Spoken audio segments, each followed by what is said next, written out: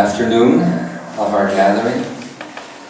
It's been quite a journey. We were just talking about it while I was getting sacrificed.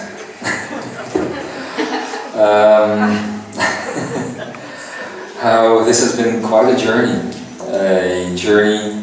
full of discovery, sometimes frustration, sometimes pain, but also with a lot of joy. I hope we can continue that joy as we will go back into the world soon, and as we'll prepare to spread our light there, and probably in a completely different way than we have done so before. I hope that everything that we have done together in the last few weeks, actually, for some people, has been life-transforming, has been empowering. And I also want you to know that we are still opening that special part of the website for all of you, basically, not just to have your names on there and to have your info on there, but also have extra information available as it comes out, which means that every time we'll do one of these seminars, we'll also put some of the recordings on the archives so that you can have the extra information if you want to work with this material. So what remains now is a last Ekaraya, and after that we're gonna do the well, not the statements, but the ascension stories, or the ascension stories. I'm really looking forward to that and to see what you all did with that, because it should be a beautiful moment as you share how your old life is ending and your new life is just beginning. So I hear Brenda's gonna sing, and I'm gonna do a little journey before we get started. So let's relax again.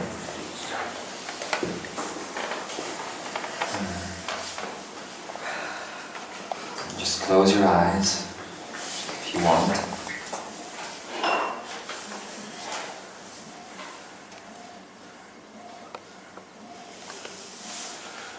Let's focus on the color purple.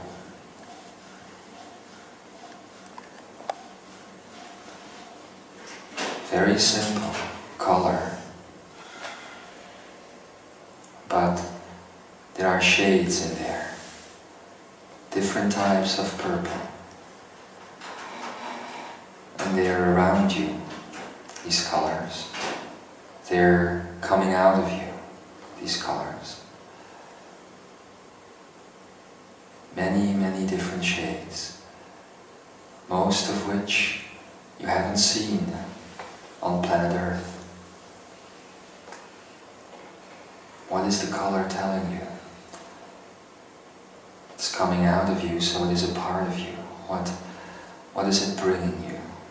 That color, that vibration of purple. There's a meaning there, there's a significance, a story.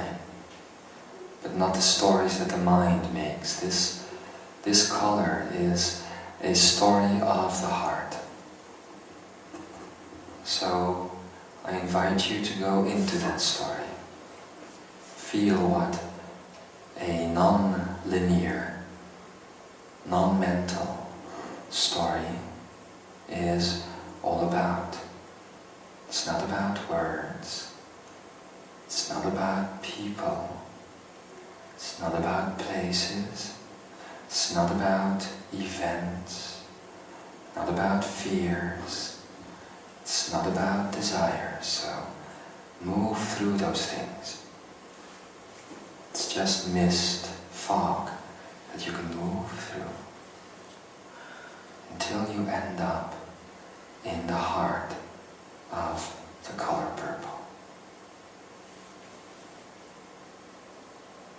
What happens if you take that color, purple, and you bring it back into this room, into this world? It was there somewhere in another dimension, What happens if you bring it back here with you? If you radiate that vibration of purple. It's changing the room. It's changing the room around you, isn't it? It's profusing the chair you are in, and it's seeping into the floor now, and into the walls, into the lighting system, so that the lights are turning purple as well.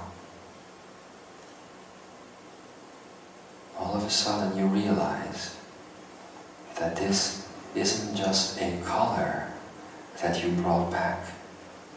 It is a world. It is a universe. And it's coming out of you. And it's all around you in this room. And you see, as you learn how to distinct vibration, that this color isn't just a color, it isn't just a world.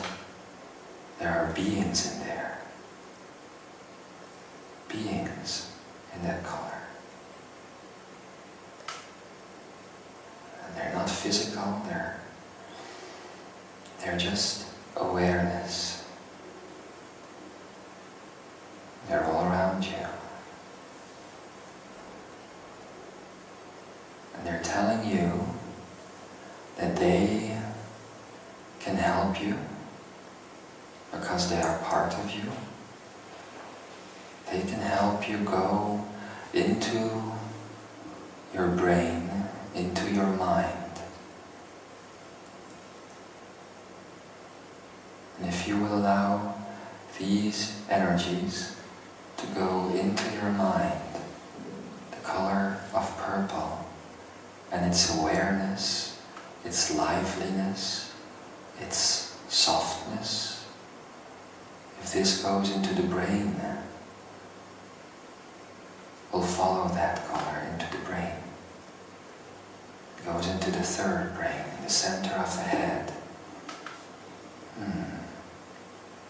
And you see that prison, the prison of the mind, where millions and millions and millions little aspects of you are trapped. They are trapped because you have defined every second of your life. But this color, this energy, this awareness, it just melts everything away. So all these aspects of you, in all these little cells, these prison walls, they're melting away. First, it just starts to happen on the outside, the edge of the prison. You feel what is happening to you as parts of you are once again reattaching themselves to you in their neutrality. For that is what the color is doing. It's turning everything fluid, everything neutral. And the walls melt away. And thousands and thousands and thousands of little pieces of you are becoming one again with you. And as that happens, thoughts and memories start to fade away. At first it feels scary because you are so attached to those memories, But now, you know that those memories are just definition. And they belong to you. But they belong to you in a neutral state. So let these memories become neutral again because of the color purple and those beings in there. Call them angels, if you will.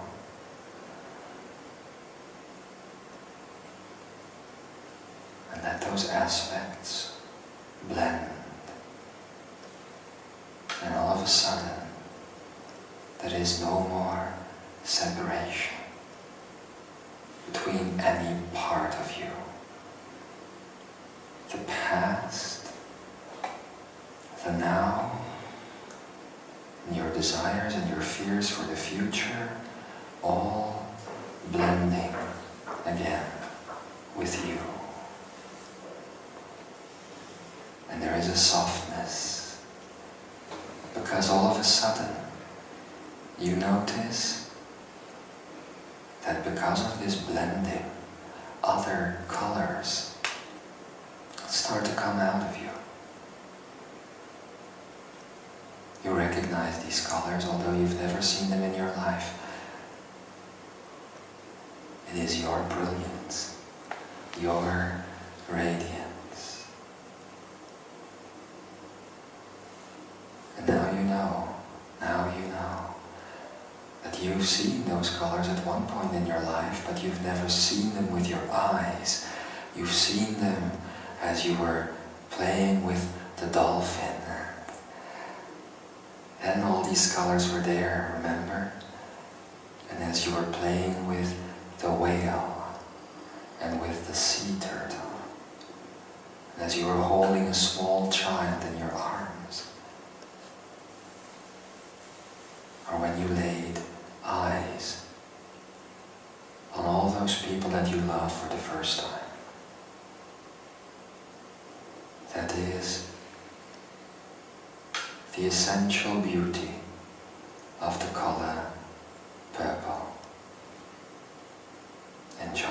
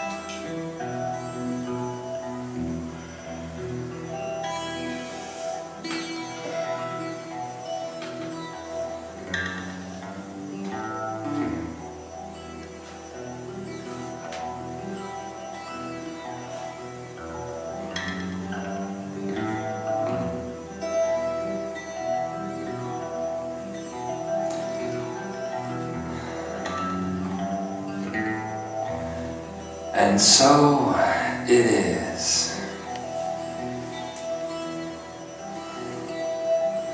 Welcome, Imzaia, family,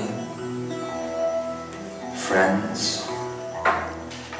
I am Ekara, sovereign servant of free energy.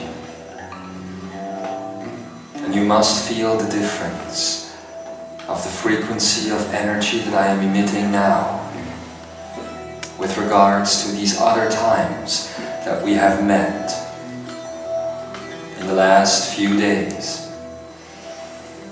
This has nothing to do with me. It has everything to do with you. Have you felt the beauty that you have created here in this room in the last 10 minutes? It's not about the words that were spoken about the color purple by Jeshua.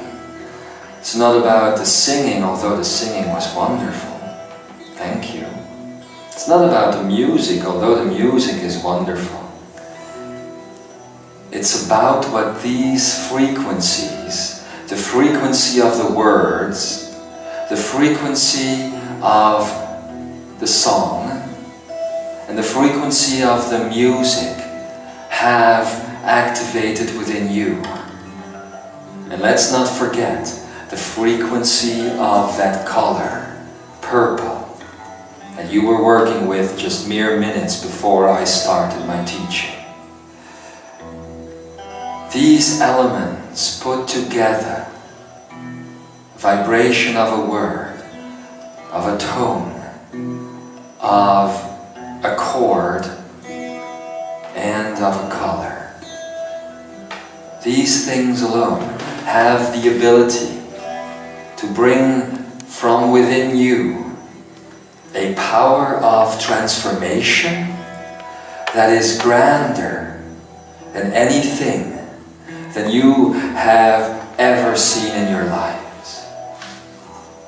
Actually, I must admit, it was a tad difficult for me to begin speaking just a few minutes ago, because you see, the energy that you had created here was so perfect.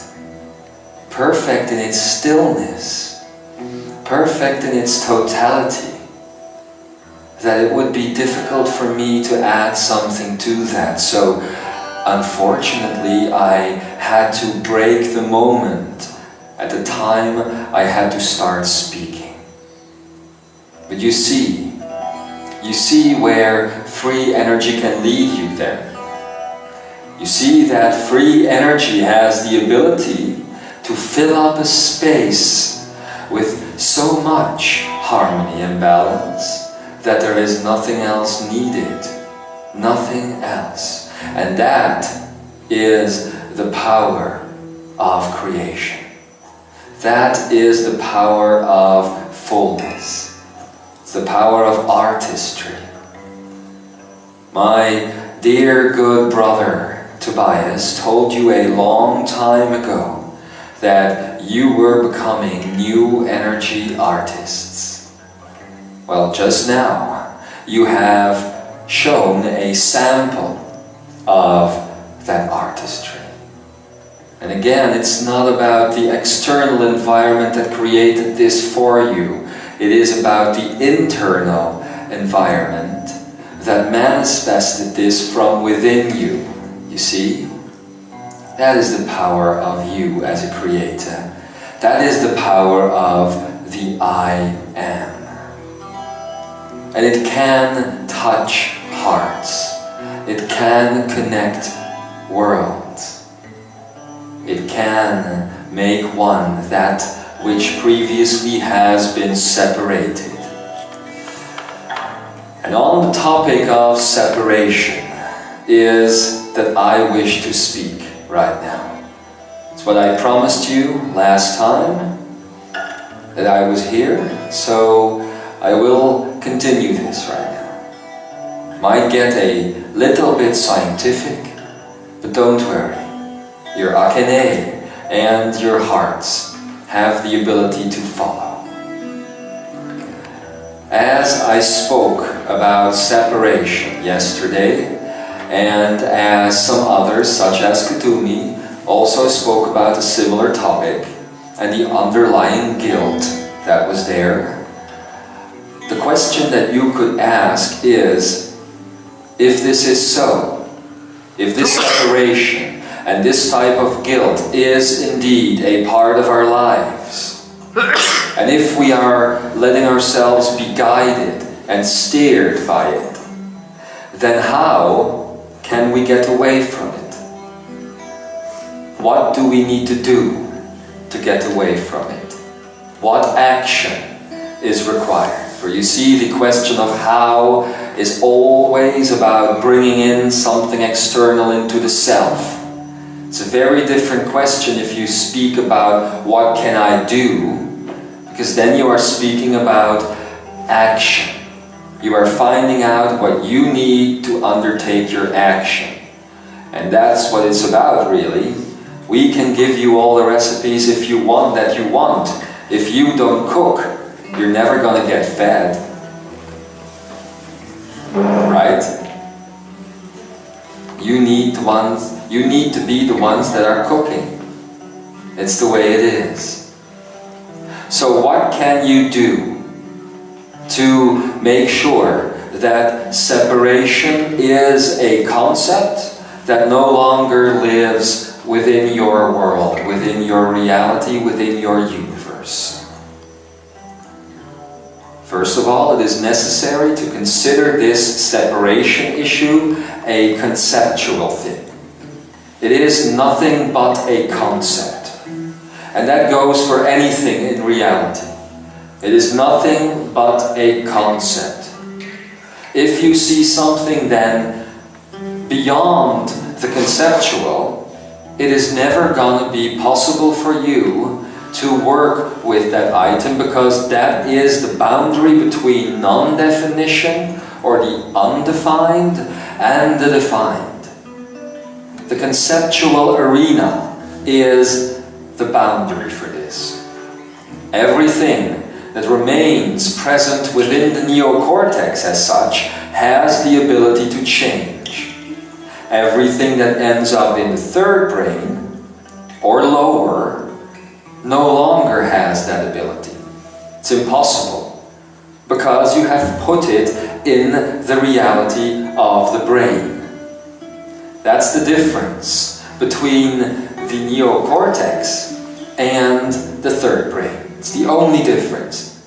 It asks that the third brain creates memories, memory engrams that are used to generate your thoughts, yes? But the memory engrams you see are real. They are literally stored somewhere in the physical world, namely in your brain. So if you have a memory, or if you have a thought, a concept which you have manifested into reality, like the chair you are sitting on, actually what you have done is you have put it in your third brain, where it is a actual physical presence, an imprint on your human brain. The neocortex, however, works differently. Have you ever noticed how it is difficult to remember your dreams in the morning, and how if you wake up, those dreams are going to be gone quickly? You might remember them for a couple of minutes, but if you don't speak about them to somebody, or if you don't write them down, you're gonna forget them. Same thing goes for your fantasy. You might have beautiful fantasies about many a splendor thing, but those fantasies will soon be gone from the brain. And sometimes you will have these times in your life where you have a wonderful idea just pop in the brain, it seems, at night. And you think, tomorrow I'm going to make this work. Tomorrow I'm going to put this into action. And you go to sleep and you wake up and the idea is completely and utterly gone. can't find it. And if you find it again, you just have bits and pieces which will never ever mirror the beauty of the original thought. Yes? That means that those dreams, those fantasies, and those ideas are not born within the third brain. They are born right here, in the neocortex. The difference between the neocortex and the third brain is that the neocortex has no memory engram process. It doesn't store anything. It is just a blender of energies that is continuously creating, continuously sprouting forth idea, concept, dream after dream after dream. As such, it is tapped into the field of potential. The third brain no longer has that connection because it basically is only available within the 3D world, and all the potentials that might have manifested are already made manifest. So it just stores. Your hard drives on your computers, no matter how big man might make them, will only be that, storage containers. They will never generate a dream, a thought, or an idea. The only thing about your computers that actually do dream are the crystals that are located there in the motherboard. They do dream. They have fantasy. That is why your computer goes haywire sometimes. Because these crystals also like to play, like humans do, like everything that is conscious does, you see. But the third brain, or the hard drive of your computer, hasn't got that option. It can't activate potentials to it. It can't. Only the neocortex. So then, if the third brain does this, then this is a space of separation. You see? It's a space of separation. Neocortex is a space of unity, because all it does is generate totality. When you get a fantasy, or when you get a concept in your head, you might sometimes just see the first step. But right there, in the energy of that creation, of that concept, is everything that you need to make manifest that dream. Artists and sculptors, they know this. Painters, they know this. Writers, they know this. And actually they trust that process. Otherwise, they would never begin a new work of art, or a new novel, or whatever. They would never do that, because it would be crazy for them to do that. It would take too long a time. If you really think about it, to make a painting or to work on a book, you really must have some trust. Otherwise, you never think you're going to be able to finish it. And you don't even know where to finish when you start. But in there, in that notion, in that thought, in that concept, there is all energy available to you. Because again, it is akineic energy that is running through the neocortex. It's not akineic energy that is running through the third brain. So what happens then with any thought that is original? We have the mental or linear energy, once again. And we have that wonderful, wonderful creation you would call the akenaic energy. Now, linear or mental energy running through the third brain is just all the time creating little grooves, which you would call thoughts or memories.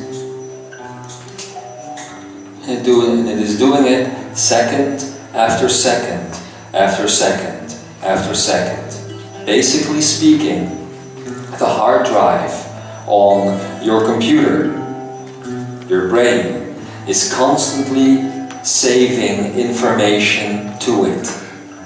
It is this information that you are calling your memory.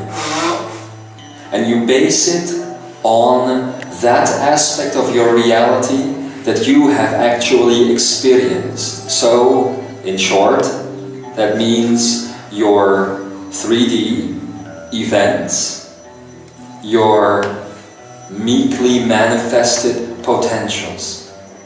Because all that has been made manifest is what you see in the 3D world. The brain never saves an energy process. The brain doesn't save what it feels like to feel a hug. You know how a hug or a moment of love is saved in the brain? It isn't just saved here in the third brain. It goes right into the akene. Because all the brain would save right here is me plus Wilma, I'll just use a name. Me plus Wilma exchange a hug. It will be very factual. Me plus Wilma plus hug. And what will it do?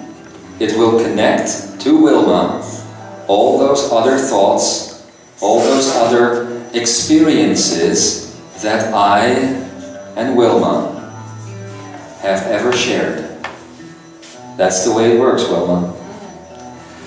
But if you were to go back to that thought, if a computer would ever have the ability to store the human memory onto a hard drive, and as such to make the soul immortal, as some science fiction writers would think, then if you were to be activated within that computer, all you could remember from that hug is the process. The fact that the muscles were tensing up to use the arms and everything. But you would not store or remember the feeling. The feeling is never stored in the third brain. And as such, mental energy, or the third brain, is basically Akash energy. Remember, it's been a long time that we spoke about that. But I heard you, Martine. Akenaic energy then. The neocortex works with this, as we just said. How come you feel good when you remember the hug you got from Wilma? Not about the memory engrams, that's not the one doing it. There is a connection between the third brain, and let's call this the fourth brain, which is the neocortex. There we go. Which is the neocortex. There is an immediate connection between this brain and that brain. Because when this hug is brought back up from the depth of memory, the depth of the experience, the brain hasn't stored the feeling. Because the feeling isn't 3D. The feeling that is experienced when that hug was exchanged is not a 3D experience. It is an infinite experience. And when the hug was exchanged, what was felt was a divine, infinite, loving energy. But the energy, and I'm going to disappoint many people now, the energy that was exchanged actually has nothing to do with Wilma and me. It has to do with divinity. It is a divine energy that you have an access to at all points. So basically, ladies and gentlemen, saying, oh, hugging that person makes me feel so good and we share such a beautiful connection, but hugging her, oh my God, I'm not talking to you, darling. Hugging her just gives me the chills. No, it doesn't give you the chills. It is just that the mind is allowing a different connection to divinity at that point. So what happens when the hug is exchanged? In linearity, it is just stored in the Akash as a memory, very factual. What was there in the room? What was I wearing? What was she wearing? What were we doing? Etc., etc., etc. But actually, to have the feeling of love, you need akaneic energy.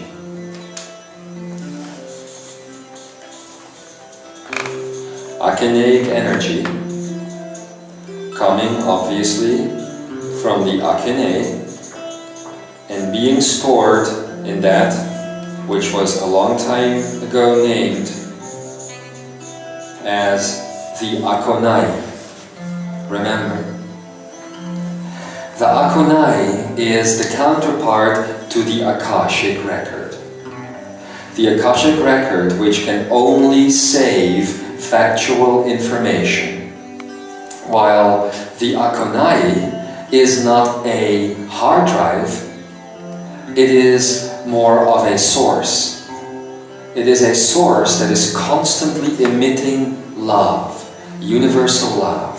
And as you know, from universal love comes universal joy, and in the end, it leads to universal freedom. So this akonaic source is constantly emitting a field of magnetics, because you know that magnetics is the energy that you feel as love here on planet Earth. Okay? So what happens if I remember this hug? Actually, I access those memories, and at the same time there is a link up to divinity, to source, where again that similar feeling of love is created. It's taken, goes right into the now moment. Let's say this is the now moment, this right here. And although the hug with Wilma might have been here on the timeline, what akaneic energy does at that point is it just sends the sensation from then back to this point in the timeline. Because to the akaneic energy there is no beginning, middle or end. You see? All is one in the akaneic source. This means that your love that you are feeling for the people around you has nothing to do with the people around you. It only has to do with you. It has to do with your source. And it is the mind that is telling you that that person feels differently than that person.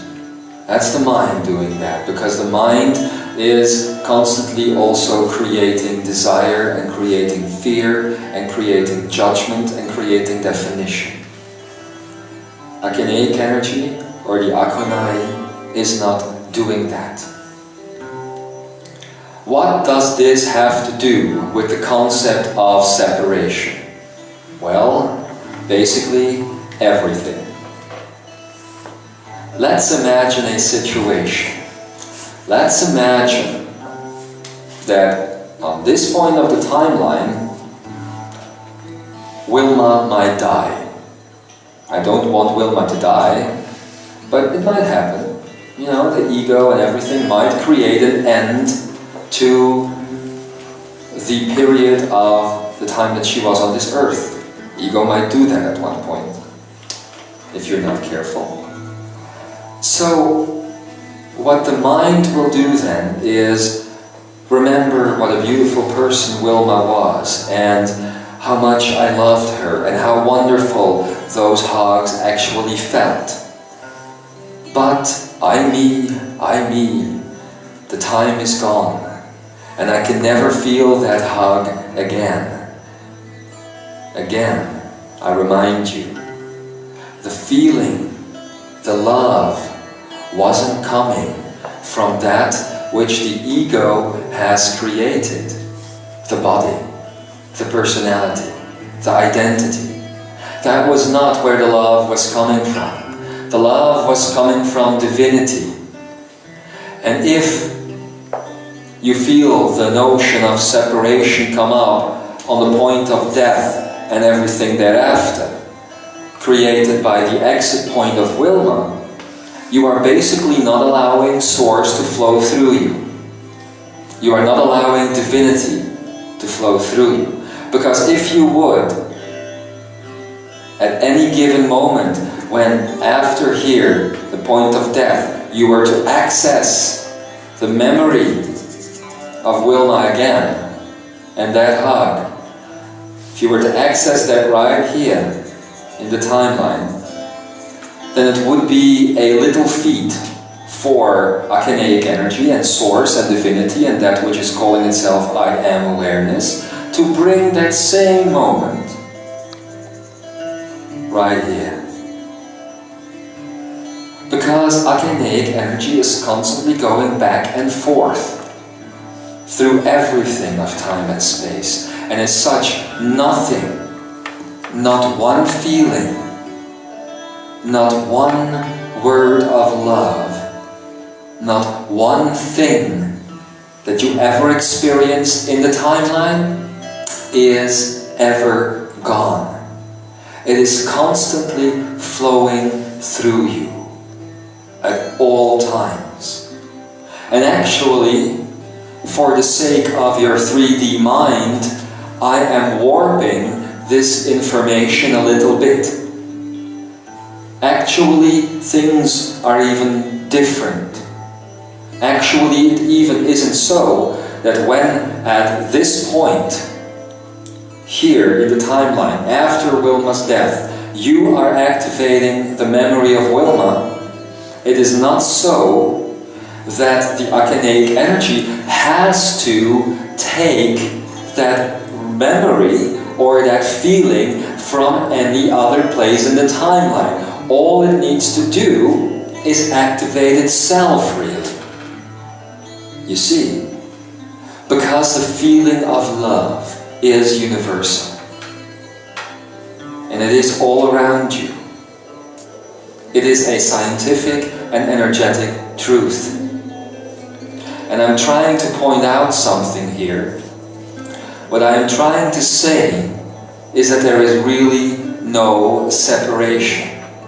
And if you believe in the power of separation, then you are denying your own divinity. Then you are denying the complete connection to your own Source, which is always there with you. But you must know that whatever you are feeling, when you are hugging someone, or loving someone, or even when you are enjoying good food, it isn't a feeling coming from the form. It is a feeling that is coming from you. And that is very important for the rest of what I have to say. Because if the feeling is coming from you at any given point in the now, no matter who you are hugging, no matter what pleasure you are experiencing, no matter how good you may feel or how bad you may feel, because the bad things aren't coming from you, actually they are coming from the creation of mind. But no matter what you are doing, it is you. It is always you. So, how could you then see the notion of separation in link to the illusion of form? What form will do to you, but the illusion of separation, how that will link into the illusion of form, is it will separate you not from the shape that you see in front of you, but from your own source. And that is why you are thinking that you need something from the other, because you have been separated from your own form, which is infinity, which is divinity. Do you see this? It is very imperative to understand that all that the illusion of separation is doing to you is keeping you away from your own form and scattering all that you are in an illusionary field all around you. And it shows up, or the mind makes you believe it shows up in the people, the places, the times, the events and the objects that you see in your life. And what you're doing then is you're constantly running around to find the next thing, to either love or be loved from. I'm not saying all people on the planet are doing this, but this is still a standard of humanity at this very moment. It is changing, however. It is changing. As more and more people are going to connect to their source of divinity, yet again, the Akonai and the Akenei are going to come into full bloom again, and the Akashic record will be deleted. That means, in fact, that what is happening here in the brain with the mental linear energy is not real. It is just illusion, because it isn't even attached to Source. It isn't even a part of Source. And that is why it is not total. And as such, it can create its opposite. Everything that isn't total is dual, and everything that is dual has its opposite, you see? Akeneic energy, since it is running through everything all at once, has no opposite. It just has two directions, or actually an endless set of directions. So, knowing all of this is a path to freedom. Because you see that this is the way that the supposed illusion of form and all the other solutions at that can be fixed. Again, it is not about throwing form away or neglecting it completely. It is about the fact that the mind has installed in the notion of form separation, and that you are somewhere stuck in that form, and that you need to be found to be taken out of it. And as the Akash is going to be deleted, you will see the true meaning of the memory of the now. You remember you remember the Akene, your own heart, and then at the back of the brain, the heart of all things, and then at the top of the head, in the third brain, the memory of the now. The memory of the now is not a memory of separation. The memory of the now, actually, will do something quite different to you than you are at this moment thinking.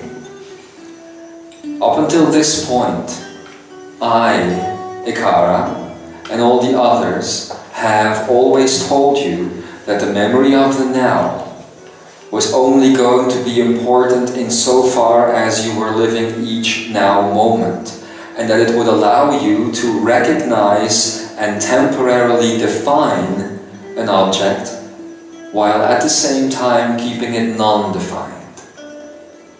Once this total akeneic energy is going to flow through you, you are going to find that everything around you is going to be in a constant state of non-definition. And that you are even no longer going to have the ability to define something. Because let us look at the definition of definition. What is the definition of defining something? It is actually taking this aspect of akeneic energy out of the loop and adding only this reality once more onto itself, but then the complete and exact opposite of that. That is definition.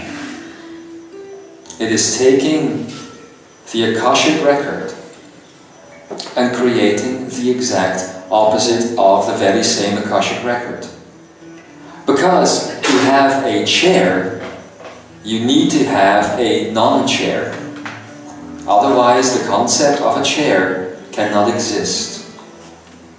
In this platform of akeneic energy, there is no separation because the chair is total energy. And in total akeneic energy, you don't need to define anything because everything is in anything. And anything is in everything. It refers you back to the blank slate DNA that you have available.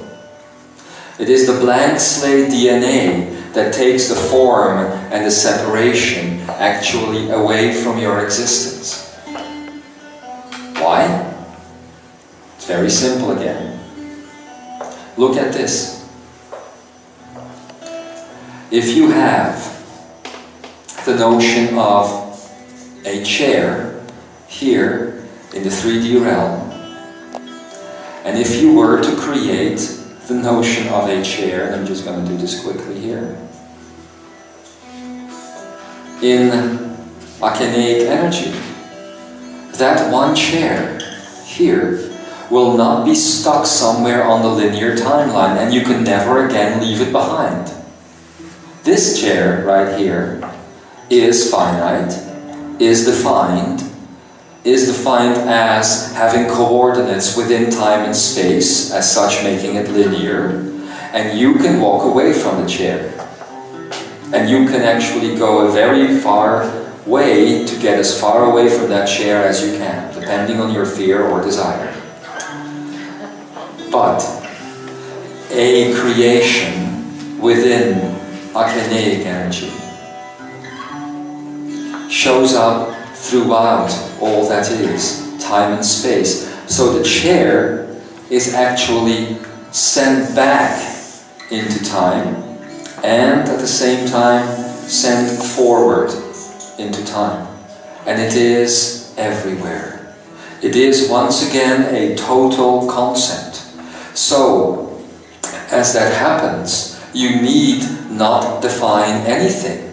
Because definition is just about making things appear in one aspect, in one point of you, as Jeshua said, instead of the point of view in the 3D world. And then, if you really want to know the flow of akeneic energy, then you need to understand that it is not linear at all as such, but that in effect the flow of Akanic energy does this.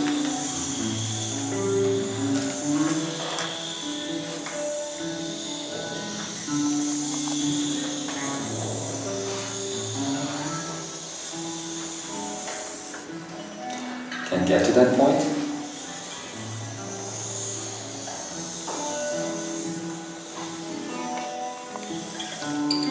I didn't draw it correctly, but you know what I mean. The flow of Akanic energy is anywhere at any given point. And it is constantly present, and it is ever expanding. The divine is so total that in its totality is included its expansion. The dualistic is so empty that in its emptiness is defined its own separation, and in the end its own death.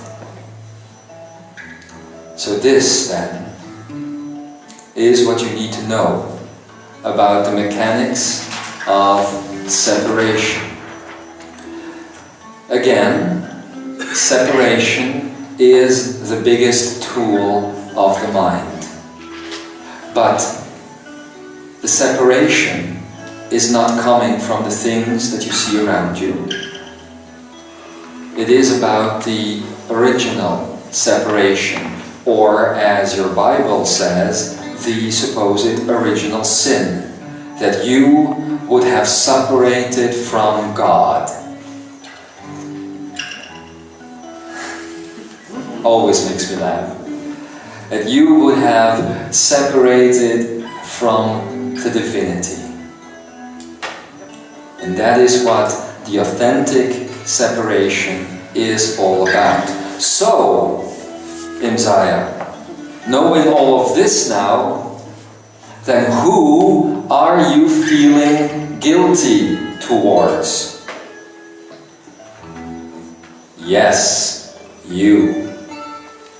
You are feeling guilty towards yourselves because you have lost touch with your original, authentic source of love. And you are actually suffering because of you. You are separating yourselves from you all the time. It always goes back to you. Always. You see?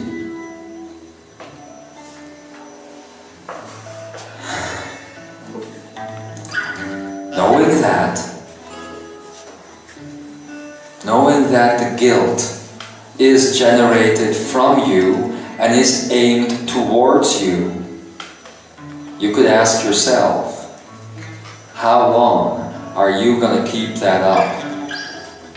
You could do it for a very long time, and you can hide yourselves in things and times and places and people and events. So you could hide yourself still for a very, very long time. But what is the point? You can keep looking for yourself and you can keep generating more separation. You can keep trying to separate yourself more and more and more by holding on to your past and by holding on to all the objects that you possess and to all the people that you supposedly possess and to all the animals that you supposedly possess. And as you add more possessions, as you try to possess more things or people or emotions, what you are basically doing is adding to your sense of separation. The more forms you try to add to your life, the more you are cutting away at yourself. It's so very clear and simple, yes. But you need to know the mechanics. And then you need to actually act upon it, because otherwise you're going to remain stuck forever. You are always one with that source. And it is that recognition that you no longer need to feel guilty about anything that is going to activate your mastery, that is going to allow you to start the process of moving higher and becoming more one. It's that simple. So separation ties into the knot, literally. It is at the center of the knot.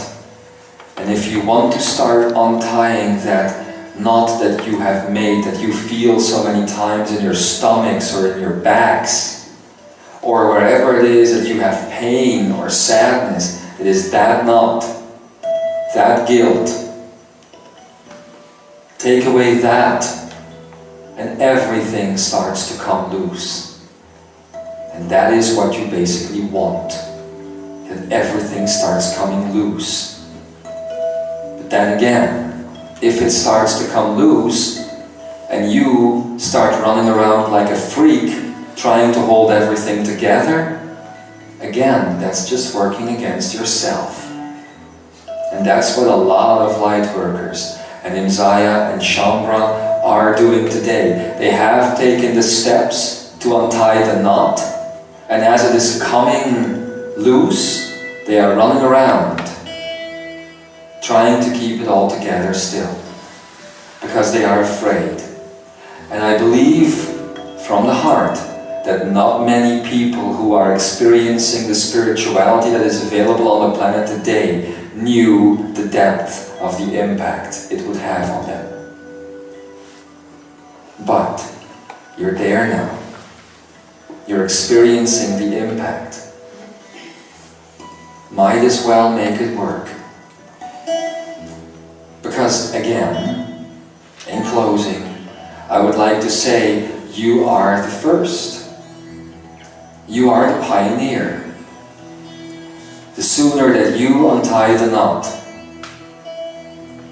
the easier it will get for everybody. So stop separating from yourselves. Stop closing yourselves off. As you do, you just want more stuff to fill yourselves up with. And if you keep that thought deep in the center of your heart, then you will find that what you have heard now is an original thought.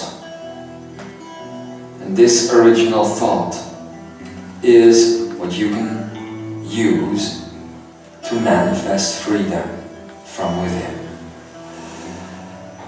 Beloved Imzaia, every time I feel like telling you that you are nearing the end of your journey, but you need to realize there is no end of the journey. There is a continuous expansion of energy, because that is total divinity. Continuous expansion in space where before there was no space. So understand that you can never have too little space. You always have what you need at hand if you just know how to reach within instead of reaching without. As we have now discussed separation, it will give us an opening to begin discussing more about the other illusions. And obviously,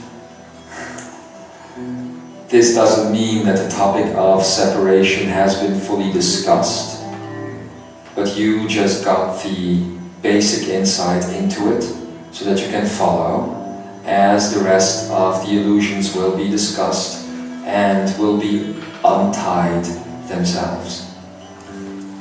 You will see each time how this connects again to separation. Now it is almost time to take all that knowledge and to erase it from your brain.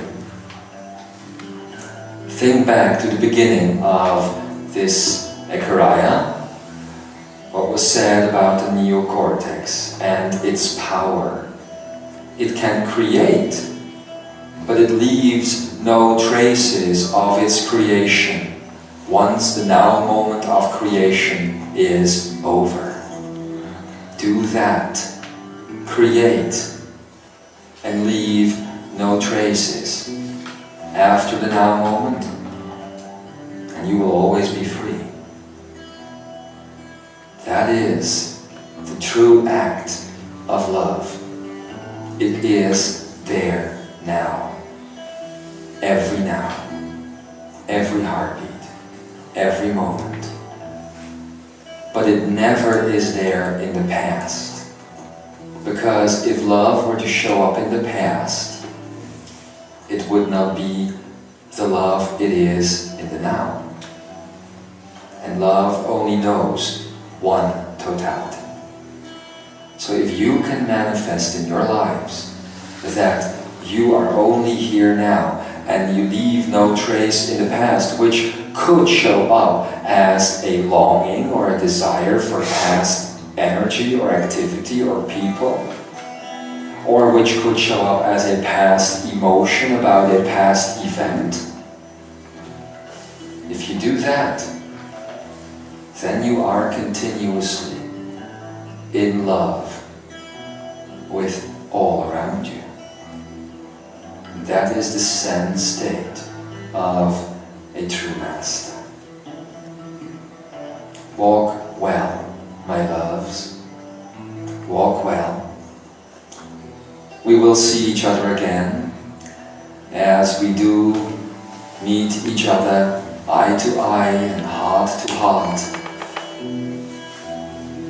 Akene to akene. In love. Whenever you find the time to create me. That is how it works. That is how it works for you as well. So learn what you need to learn from the neocortex now. Take some time to integrate this. We are looking forward to all of you stepping into your new energy, free energy existence. From the heart of myself, Ekara, and my beloved ones, Adamus, Germain, Kutumi, Tobias, Satya, and so many others, I bring you infinity. I be love in you. See you later. And so,